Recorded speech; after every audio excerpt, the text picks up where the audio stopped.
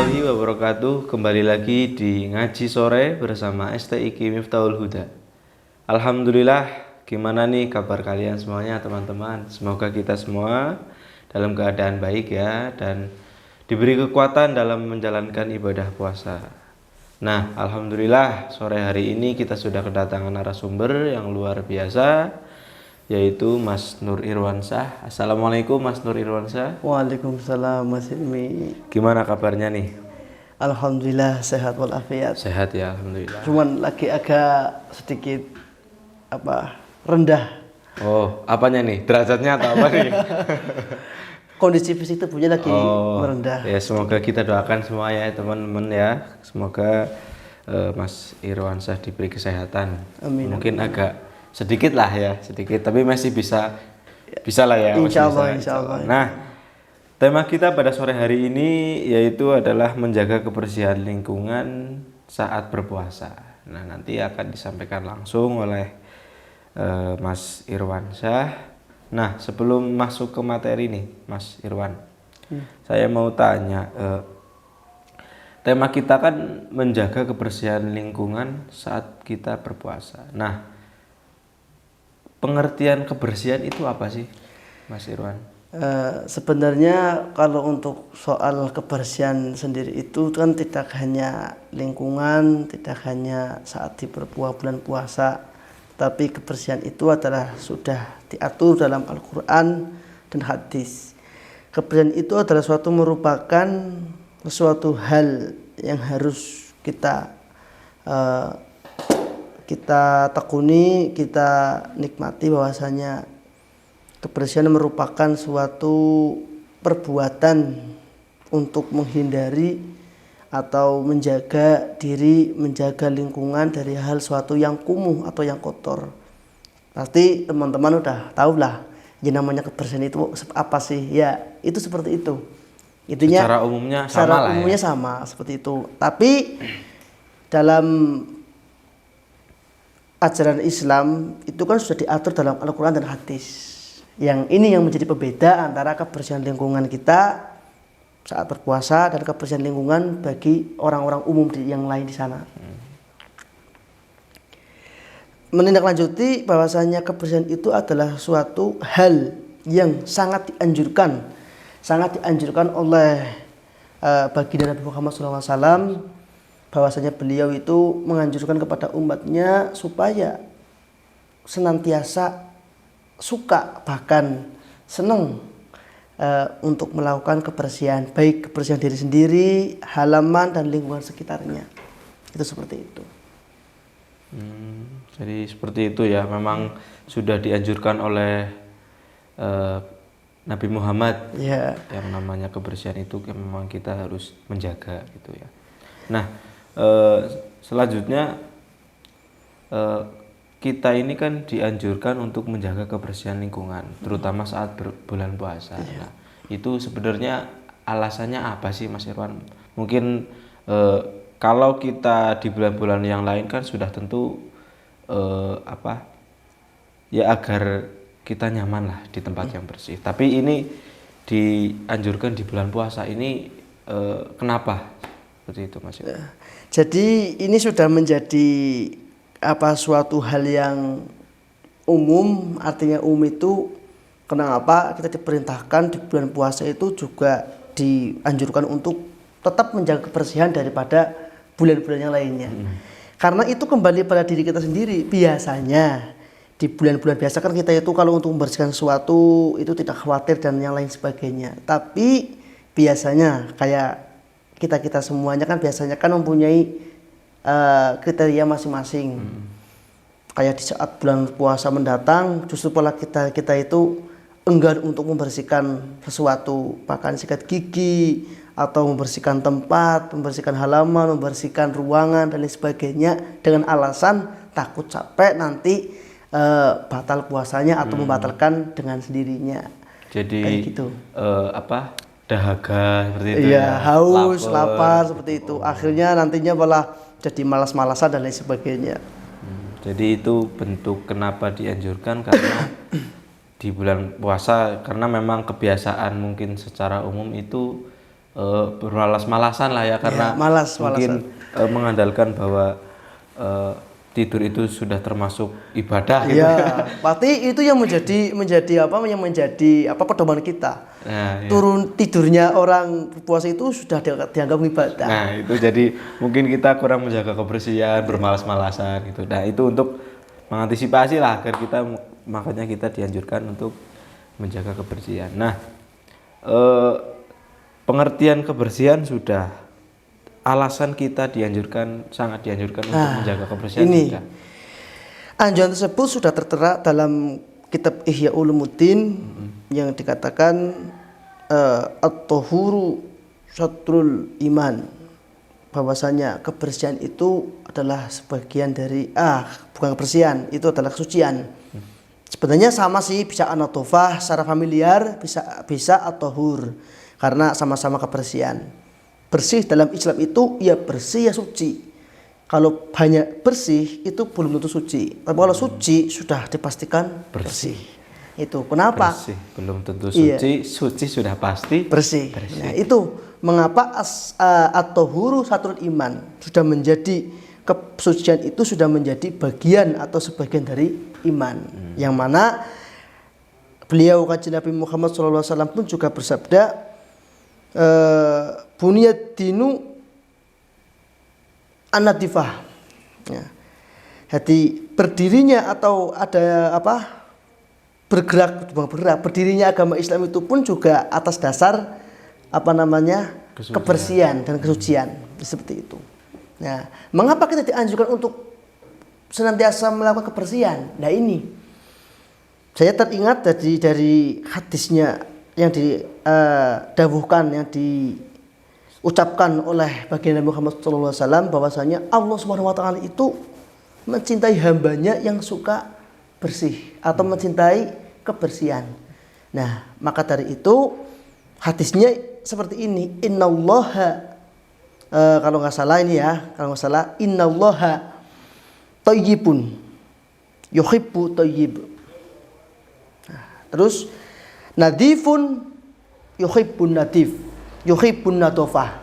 Nah, terus karimun yuhibbul karom, jawadun yuhibbul jud, fannadifu afniyatikum. Ya, Allah sesungguhnya Allah Subhanahu Wa Taala itu suci. Nah, maka Gusti Allah itu suci, maka Allah Subhanahu Wa Taala itu menyukai hal-hal yang suci. Terus nadifatun yuhibbul nadifun yuhibbun nadofah. Gusti Allah Subhanahu Wa Taala itu maaf ya campur-campur bahasanya ya. Allah Subhanahu Wa Taala itu bersih, maka Gusti Allah Subhanahu Wa Taala itu menyukai hal-hal yang bersih. Ini maaf ya, jadi gak apa-apa. Karena saya sudah terbiasa pakai ngapak. Ya, kita semuanya sebenarnya kita belajar lah ya. Iya, ya. Terus Allah Subhanahu Wa Taala itu indah, makanya Allah Subhanahu Wa Taala itu menyukai sesuatu yang indah atau keindahan.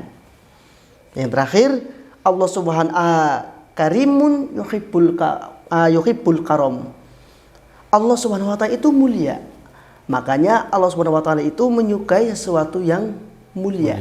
Nah, kita bisa diambil dari hadis tersebut bahwasanya sesuatu jika yang bersih pasti akan suci bersih. Lah, ketika suatu tempat atau sesuatu badan kita, sesuatu yang lainnya kok sudah bersih suci, pasti akan menimbulkan keindahan. Nah, sudah adanya keindahan pasti adanya kemuliaan. Sudah adanya kemuliaan, maka hal tersebut menjadikan suatu tempat atau seorang yang dicintai oleh Allah Subhanahu Wa Taala. Itu seperti itu. Oh, jadi seperti itu ya, berarti kalau mengutip dari hadis itu ada 3, yaitu kebersihan, kebersihan, keindahan, kemuliaan, seperti itu ya.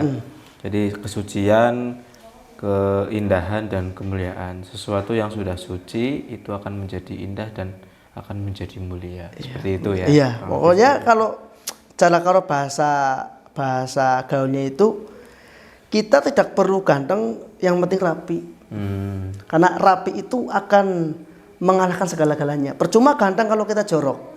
Percuma ganteng kalau tempat kita itu kumuh. Tapi kalau rapi itu mau sejelek apapun manusia pasti akan dinilai bagus, baik. Dihargai seperti Iya. itu ya. Kalau sekedar good looking kita Iya. enggak. Itu seperti itu. Nah, itu tadi berarti kenapa alasan kita dianjurkan untuk menjaga kebersihan, yaitu tadi ya teman-teman sudah dijelaskan begitu banyak oleh Mas Irwan ya, dari hadis yang dikatakan oleh Kanjeng Nabi Muhammad. Nah, ini untuk terakhir ya Mas Irwan ya. Ini kita sudah menjelaskan, Mas Irwan tadi sudah menjelaskan, mohon maaf. Mas Irwan sudah menjelaskan apa itu pengertian kebersihan dan kenapa kita itu dianjurkan untuk menjaga kebersihan khususnya di bulan puasa. Nah, itu sudah dijelaskan tadi. Nah, ini yang mau saya tanyakan itu dampak apabila kita tidak menjaga kebersihan di bulan khususnya di bulan puasa. Itu apa, Mas Irwan? Dampaknya. Dampak daripada kita tidak menjaga kebersihan ini pada diri sendiri dulu ya, nanti merambah ke lingkungan. Ya kalau secara umumnya atau secara familiarnya itu pasti ya, jika tempat tidak dibersihkan pasti kan kotor. Jika diri kita tidak dibersihkan pasti kan akan bau, akan dan lain sebagainya.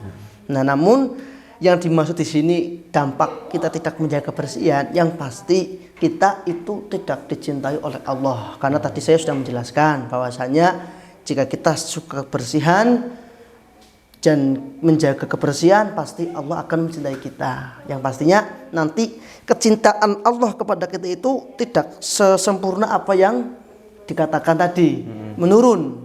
Nah, itu berbalik halnya kita sudah mengetahui ilmunya, ilmu untuk menjaga kebersihan, untuk senantiasa membersihkan diri supaya tidak terlihat kumuh, artinya rapi. Tadi ya sudah saya katakan. Dampaknya itu apa?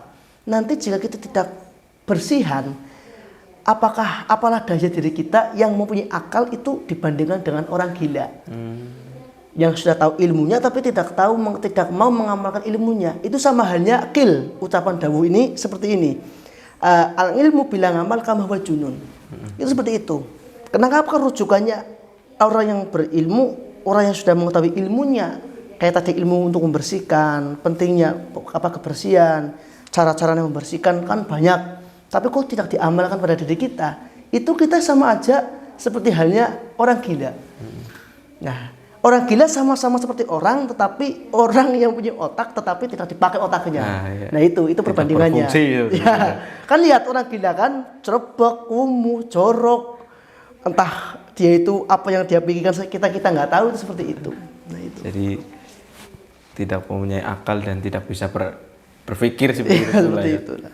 Nah, berarti itu tadi dampak. Ya, itu kan penggambaran emosi orang yang tidak mau melakukan kebersihan. Di sisi lain tidak dicintai atau cintanya Allah kepada makhluknya nanti menurun, dan penyamaannya itu seperti halnya orang gila. Nah, itu untuk diri sendiri. Ya. Nah, itu untuk sekarang untuk lingkungan itu seperti apa? Kalau untuk lingkungan yang pasti itu kaitannya nanti kan kembali ke diri kita masing-masing, ke diri kita sendiri. Jika kita suatu hidup di sebuah lembaga lingkungan, bukan lembaga, di daerah lingkungan RT, RW ataupun desa, itu kan pastinya kan untuk lingkungan pasti kan untuk rumah kita kan pasti perlu ada yang dibersihkan. Jika tidak, pasti orang-orang akan menganggap diri kita itu kotor. Meskipun kita sudah bersih, tetapi lingkungan kita itu tidak dibersihkan. Sekitar rumah, selokan dan lain sebagainya itu tidak dibersihkan. Pasti orang-orang akan menganggap diri kita itu kotor. Jadi seperti sebuah cerminan. Iya, cerminan. Lingkungannya kotor, iya. Berarti mungkin meskipun kita itu ganteng atau good rekening, katakan seperti itu. Good looking, good ya, rekening. Good rekening. Tetapi kok ya rumah nggak diurusin, selokan nggak dibersihkan, rumputan nggak cabutin, pasti orang anggap orang kok kumuh sekali, nggak punya rasa pengen membersihkan. Ganteng doang, bersih enggak. Ya itu sesuatu yang bagus itu. Jadi seperti itu ya. Itu tadi teman-teman sudah dijelaskan semuanya apa itu yang dimaksud dengan kebersihan, terus anjuran kita untuk menjaga kebersihan, dan juga dampak dari apabila kita tidak menjaga kebersihan, entah itu kebersihan diri kita sendiri atau kebersihan lingkungan. Seperti itu ya Mas Ridwan. Nah, alhamdulillah, terima kasih Mas Irwan untuk ngaji sore pada sore hari ini. Terima kasih, luar biasa sekali ini beliau sedang dalam keadaan yang kurang sehat tapi masih mau berbagi ilmu kepada kita semuanya. Semoga Mas Irwan sehat-sehat terus ya Mas Irwan. Amin amin amin. Terima kasih Lancar doanya. semuanya, lancar segala sesuatunya, ibadahnya, puasanya. Nah, itu saja teman-teman dari saya dan narasumber. Cukup sekian. Apabila ada tutur kata yang kurang berkenan atau tutur kata yang tidak baik, mohon maaf yang sebesar-besarnya. Jangan lupa like, komen, dan subscribe channel Stick Miftahul Huda karena itu gratis. Jangan lupa tombolnya diklik. Nah, terima kasih. Assalamualaikum warahmatullahi wabarakatuh. Waalaikumsalam.